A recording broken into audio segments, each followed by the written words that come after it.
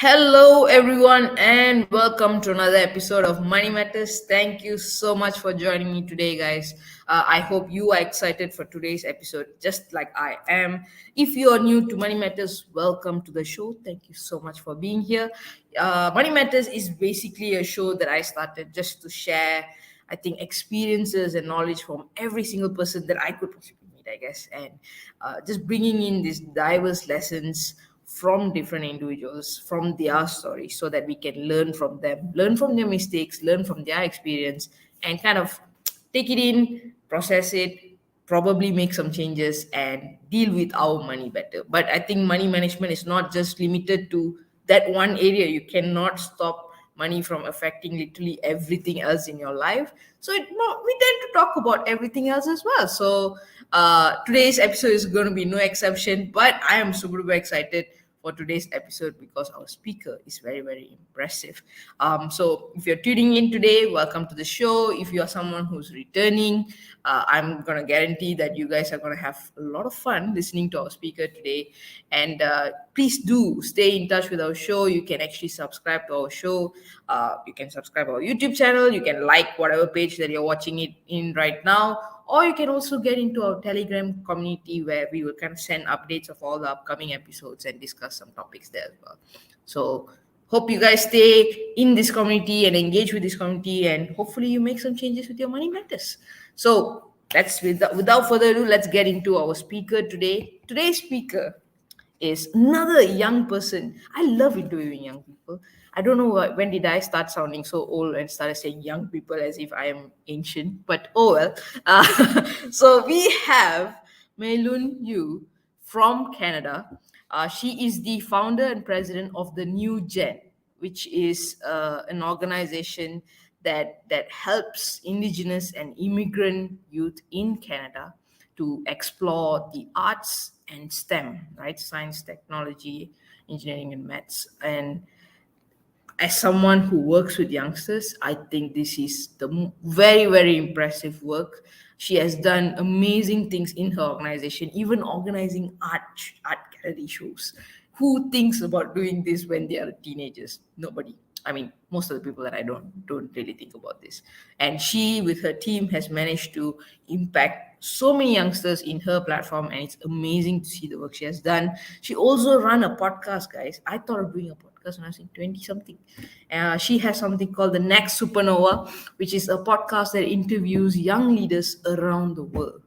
Uh, Something interesting will be coming up there. I'll just tease it, but then you guys should check it out. So she is a 17-year-old super achiever. She has done so many amazing things, but what I love about it is she gives back to the community. She's impacting people's lives, and she has a lot to share about her journey and also even money management. So without further ado, let's welcome our amazing guest speaker on screen. All Hi, right. Mathura. Hi, Meilun. How are you feeling today? Doing good. Better now that I'm on the show.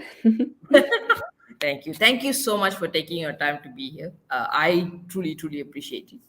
And yeah, are you like excited? Are you nervous? Are you already planning what am I gonna say? Or how are you feeling in terms of the interview? Yeah, as a podcast host, it's really weird getting interviewed and not the other way around. Right? Yeah. When I get interviewed, I do the same thing. I'll be thinking like, wow, how did they do that? And I'll be analyzing the show rather than being a participant in it. So I completely understand. Yeah. So like with the brief intro I gave, this is no. I mean, I'm sure it's no justice. But I don't. I think most people when we introduce ourselves, will go with our top 10 designations and we'll just use that as our introduction point. And as great that is, and as great as it helps us to understand the person, I don't think that's always the fun stuff. So I'm going to ask you to introduce yourself, but tell us something that we would not know if we Googled you up, and we would not be able to find on like social media. Maybe social media we can, but like something we won't be able to Google on you. Hmm. Something that you wouldn't be able to Google would probably be that I'm in a rock band. So I sing in a rock band, and I created it with my sister and my best friends when I was in my grade 10 year of high school. So that's like when I was like 15, 16. Wow. And we're called Mayday, and we do live performances around Toronto. And yeah, that's one of the things that I do when I'm outside of school. And I don't think you can Google it because we don't post videos. I think you should post them so that at least I can. All right. So it should be Googleable by the time we meet again. All right. Perfect. Rock band. My lord, you guys are so talented. I mean, I can't hold an instrument and make a good sound come out of it. So amazing. Amazing. And all right. So money matters. Yes, we will be talking about money management and all of that, I think. But what I'm more curious about is your own journey, because the most of the people who view money matters are youngsters themselves. In fact, I'm sure a lot of them watching right now are teens, are probably even your age. But you have had a lot of experiences running many different things. The podcast, you have your new gen and all of that. What was the point that kind of got you started in embarking on all these different things? Because there's, I think youngsters always start with like playing. We have like many imaginary worlds and roles and all that we will have when we are young, but at some point it starts becoming real and you start running real projects. So when did it kind of kickstart for you? Yeah, so this like entire process started when I actually immigrated to Canada. So as an immigrant here, I didn't really have the best experience because, I didn't speak English well. I felt like I was disconnected from my community, and being a student going to elementary school in Canada was really challenging. I didn't have many friends. So as I got older, I started noticing that like I'm not the only person who has felt this way. I live in a community where there's many immigrants around us. And during the pandemic, COVID, I was at home with my sister. We didn't really have anything to do. So I was like, why not address that issue and try to make the immigrant experience a little bit better for other people? So that's how it started. Yeah. Wow. And so you emigrate, moved to Canada when you were in elementary school. So in Malaysia and some parts of the world, we don't use the word elementary. So what age exactly is it? Is that like 8 years old, 9 years old? So it was between 4 and 5 years old. Oh Yeah. wow, that's really early on. Really That must be a huge shock. Oh my god. Okay.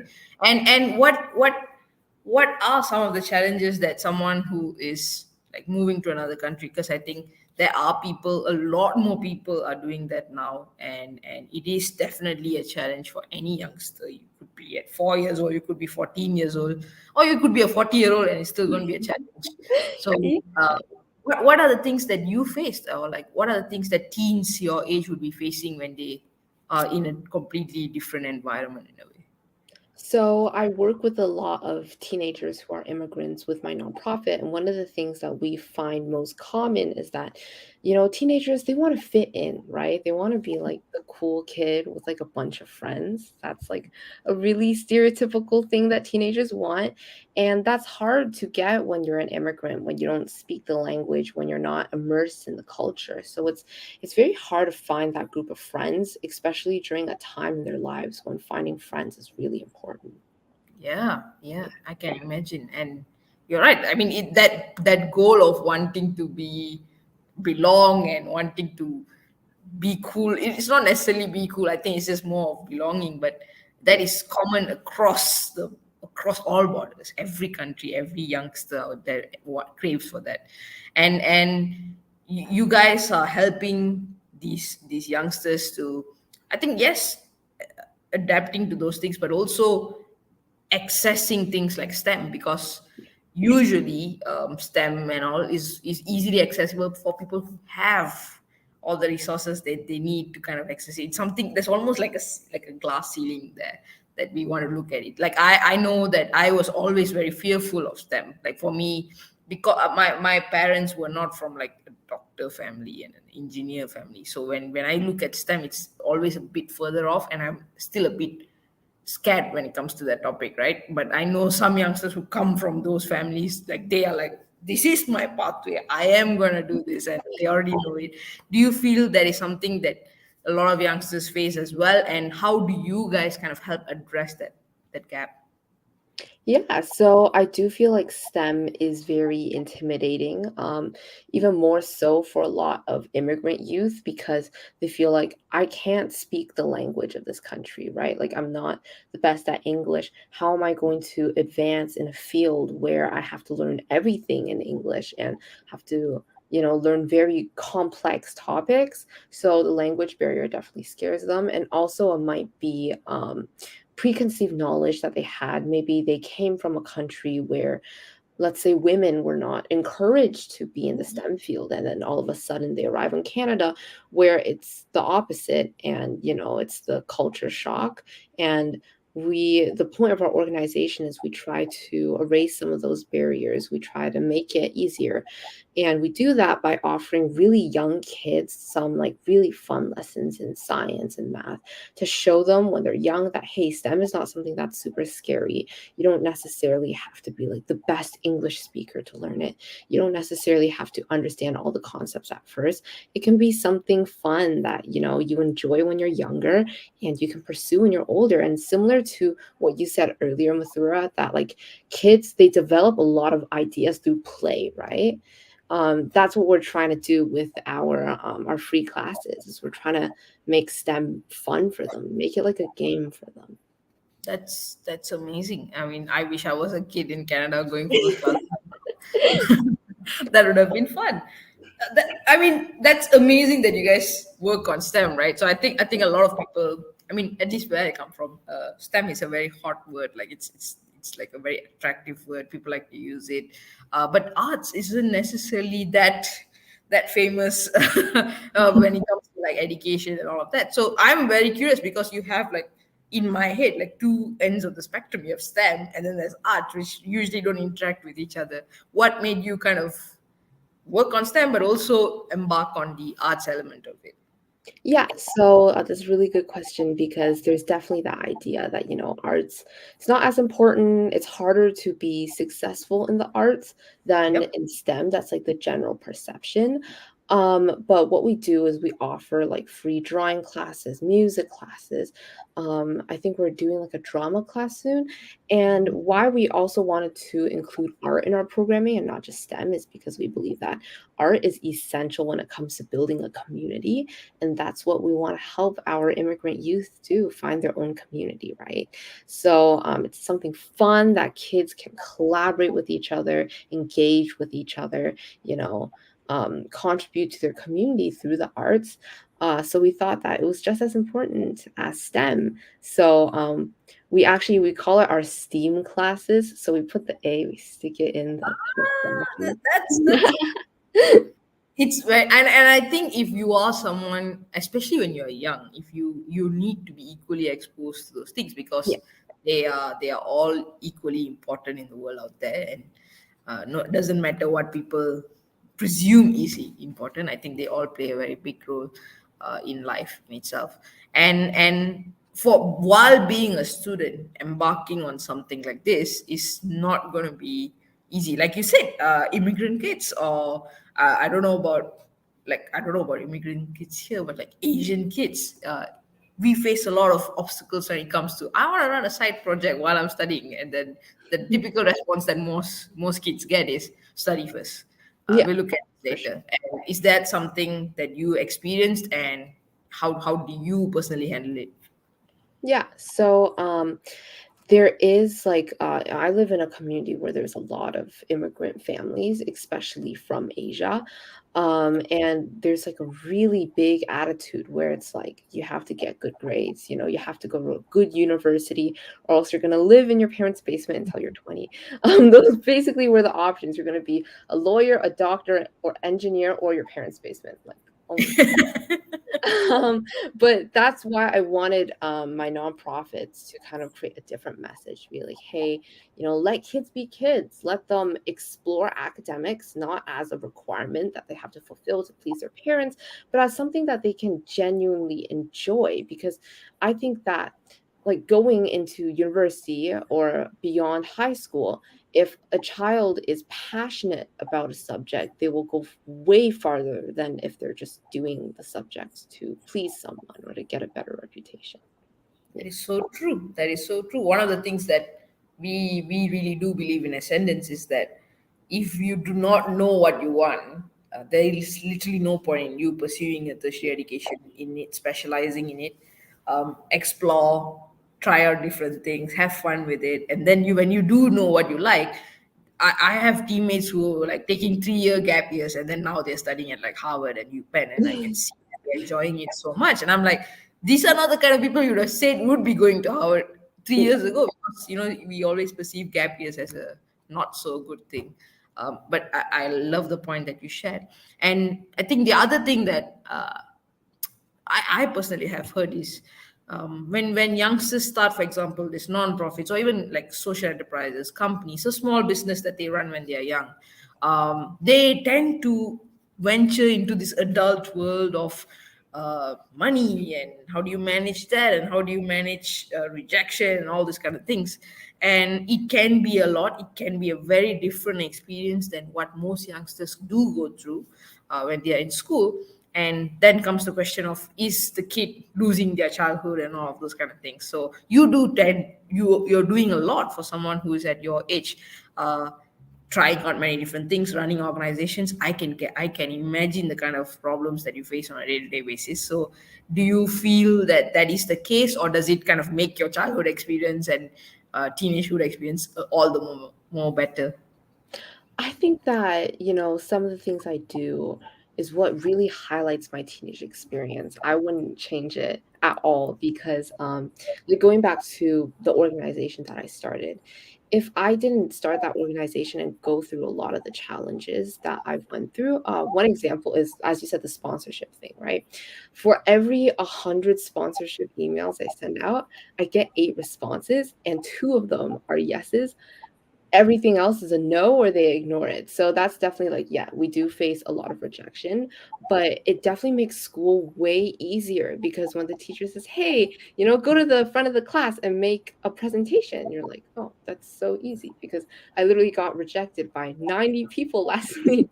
So it definitely, makes my high school experience easier academic wise. And, some of the other initiatives that I'm starting, like my rock band, I have fun with it. I love doing my rock band. I love performing, and I wouldn't trade that for anything. And I think that that really enhances my high school experience because, when I get older, and people ask me, "Hey, Meilun, what do you do during high school?" I can confidently say, like, "Oh yeah, I did a lot of things." I performed in a rock band. Now that I'm old and I can't do that anymore, at least I did that when I was younger. So Yeah, yeah, you will have stories to tell, and that's the most exciting part. yeah. And I love that you shared academics become easy because of this experience. And many times people see the other way around. You are spending so much time in your venture, in your business, you're going to have lesser time to work on your studies. That's going to make your grades go down. Usually it's the other way around. You may have a transitioning issue, but most of the time the youngsters that I've seen is that, because like you said, you get rejected Yeah. 99 times on your phone calls and your emails. When you go to school, like when you get a good job for pretty much everything, so like life is actually very much more easier in school, Yeah. and you'll be able to handle it much better. I love that you shared that. So we were talking a little bit about your non-profit new gen and all of that. Can you share with us in detail, like what are the things that you guys have done, and what are some of the initiatives that maybe is coming up, if you have any? Yeah, for sure. So, right now we're looking to expand our free classes. So, basically, what those classes are is we offer immigrant youth from ages 6 to 12 all over Canada free tutoring sessions, online sessions like through Zoom. in STEM and in the arts. And what we hope to kind of accomplish is we want the students to be able to develop a new hobby in STEAM, so STEM and the arts, and also create a community of like friends that they get to know during class, our volunteer instructors, get some mentors.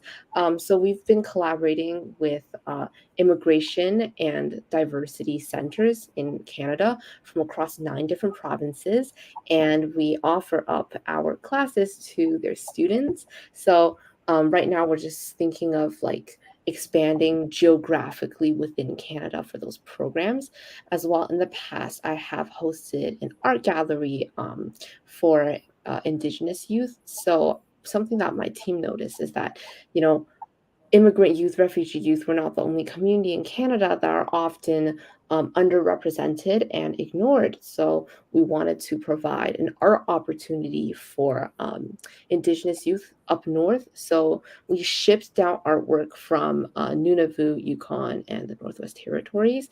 And then we brought it to Toronto. We put on a week-long display, and we invited a lot of, Indigenous leaders in the community to come and speak, and to kind of introduce like the culture behind the artwork. And then we also interviewed some of the artists themselves. And in Toronto, we don't really have like most of the art displays that we have is geared towards Western art and like mainstream artists. We don't really have anything for Indigenous artists. And I really wanted to give, that opportunity for them to share their culture. And then we have our podcast, which, in the near future, there's going to be a really exciting episode coming up. So don't miss out on that. And we basically interview, as you said, young leaders around the world, as well as like some of their older mentors to basically talk about how young people have the potential to do anything.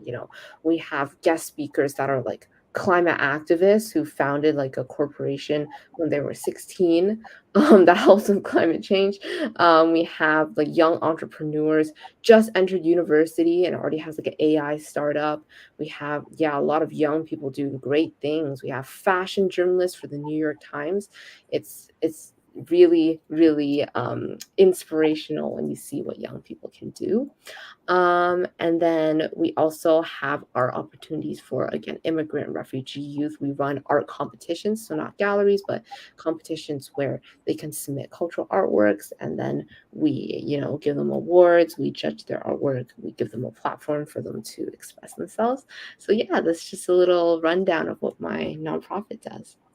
Amazing. The range of work, very amazing. And I think those of you who are watching, you may be keen to go and check out certain things that she has mentioned. So I'll drop the links in the description. Please go and follow whatever you can, and like whatever you can, and of course Thank you. support whatever you can with regards to what you guys do.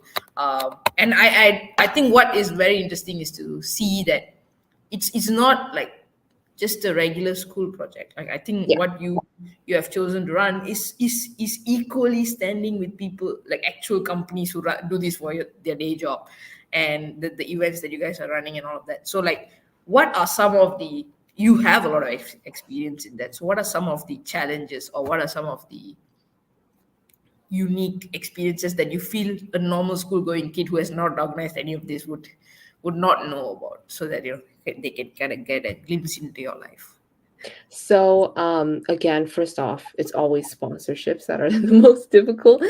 As we know, this show is called Money Matters, and yes, money does matter a lot, especially when you're trying to pull off a week-long art gallery. You gotta rent the place, you have to find catering, there needs to be food, you need to pay the people who move the artwork, you need to, pay for transportation. So getting sponsorships, it's really stressful, especially as a 17-year-old who, I don't have like a part-time official job, so I've never really dealt with money in that sense. So when I first started this organization, it was my first time dealing with money and accounting, and that's definitely one of the challenges. But I think that it's really useful, especially when I get older and start living on my own. It definitely helped me like learn financial literacy and also like how to get sponsorships and apply apply for that sort of things. And another thing would be just managing a team. We have a team of over 50 volunteers, and it can be difficult. People disagree with you, people have conflicts, sometimes they drop their commitments. So managing a large team is something that most teenagers would be not used to, because at school, if you have a project, you work with 4 people and that's it. But when you have 50 people and a tight deadline, it it can get really stressful. And then finally, I'd say running the actual event. So day of, like an art gallery, oh my goodness, so many things went wrong. I think I went to the dollar store like 50 times that day to get extra supplies because we were missing so many things. And one of the artworks that we shipped down got lost on the way. Oh, So no. we had to track it down, and that was very interesting. So I think that, having the skills to just manage surprises on the day of an event is also a useful skill. Yeah. Amazing. I mean, I can completely relate to whatever you're saying because that's the exact kind of things we used to go through as well. And I think when you do this at a much younger age, you have the freedom to make mistakes in a way. Because I think a lot of people they would think about their entrepreneurial journey and all when they are like in their 30s and 40s, and there's a huge element of risk there because you have people relying on you. But when you are 13, literally, there's nothing to worry about. Just go ahead Yeah. and have fun with it, which is I think what you have experienced as well. So it is like I said, show about money, money matters, all those kind of stuff. So let's talk a little bit about personal finance management. When you're a teen, like most people don't even think about personal finance management when you're a teen. Like, what am I managing, guys? And I'm like, but you do have like your, I think with regards to your organization, you're managing sponsorships and all of that. But when it comes to your own personal finances, are you someone who takes the initiative to kind of like learn new things, or are you someone who's learning on the go as you experience all of this? What's your personal experience? I definitely say on the go because, especially again, back to the sponsorships, it's really hard to prepare for all sorts of scenarios, right? Like, one of the biggest things that I had to dealt with regarding sponsorships is like where to put the money. If I get the sponsorship, how much should I allocate to certain parts, to let's say the marketing team? How much should I give to like the logistics team? How much does actual things like how much money do I need to put into an area? How much does actual things cost? So that was definitely a learn as you go kind of process. Yeah. That's very nice because it's the exact same thing you encounter in your personal life. Like you Yeah. will get in your whatever salary or your profits from your business, and you're gonna look at how much do I spend on eating out and how much am I gonna spend on rent and all those kind of stuff. And by practicing here, you're preparing yourself for the future in a way. Yeah. So I love kind of putting my speakers on the spot and asking one of my favorite questions, Go but for it. which is there's two parts to it. So the first part to it is this: what is the biggest money mistake that you have made in your life? It could be your personal finances, or if you want to talk about your organization, that is fine as well. Biggest money mistake that I've made in my life. Okay. It was probably when I attended Harvard summer program, right? And that was this summer. So it was my first time living outside of my house by myself, in a dorm room, kind of experiencing university life in 2 weeks. And it was again my first time living by myself. So I was like, I'm gonna splurge a little bit. I'm gonna spend a little bit more than I'm used to because I don't like the way the cafeteria food tastes. Yeah. And I almost spent all the money that I brought to the States during my 2 weeks there. And I like if I spent just a little bit more, one more dinner would have done it. I would not have had enough money to get back to Canada because I severely underestimated like the amount of money it takes to, live as a person, right? I didn't I didn't prepare for like laundry, right? That's just an example. I had to spend money to get my laundry done. I Yep. had to spend money on food, that was a big one. I went out and ate every single day. um, yeah, I had to spend money on clothing, on transportation, Ubering, taxis, stuff like that. I was not prepared to do that because it's my first time living by myself. So I splurged all my money. And that was definitely the biggest money mistake I've made. Oh, that's so good. 'Cause every single one who first time steps out, like out of their home and does the exact same thing. It just I don't think I've seen anyone who does it like gets it right the first time. Almost Yeah. no one. And that's the fun part of it. But you have like what you said, you have done it now, and you're going to be much wiser than most 20-year-olds when they first step out of their homes. Hopefully. Yeah. Hopefully. So now that you have learned this very painful lesson, no, just Mhm. kidding. What is probably going to be like one principle or habit that you would consider practicing? Because like it's a very big problem. Like I Yeah. think, and it tends to happen in many different areas, like overspending. So what would be something kind of like a stopgap measure that you plan to implement to kind of stop yourself from doing that?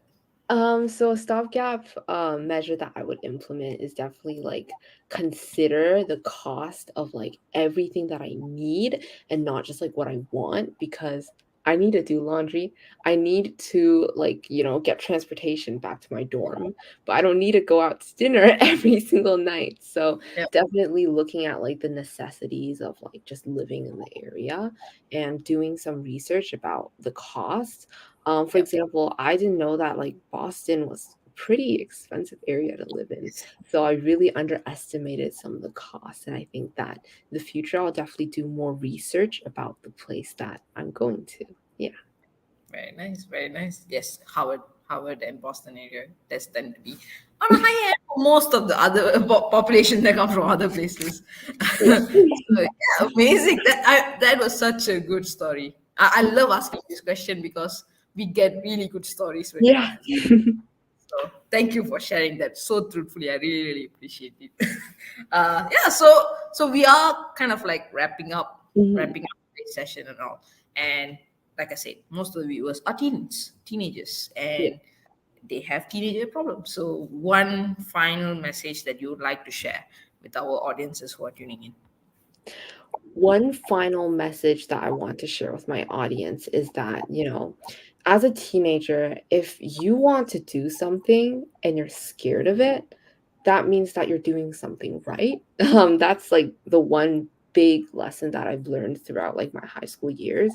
For example, I was very scared to start my nonprofit. I was scared of what my classmates would think of me. If I failed, what would happen? I was scared that I was taking on a responsibility that's too old for me. But once I got over that fear, I was able to create something that's going strong for over 2 years now. And I think that if I gave in to just being afraid, I would have never started that.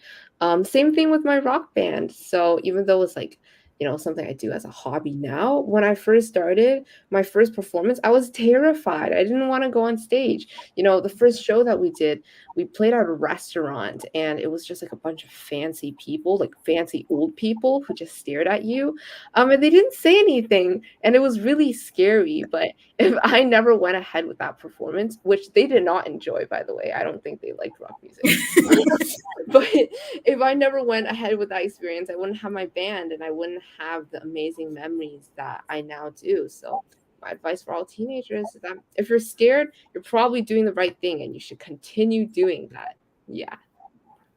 Very nice advice. Because we usually tend to stop ourselves when we are going to do something really good for ourselves. Yeah. Of course, do not apply this when you're standing on a cliff or something like that.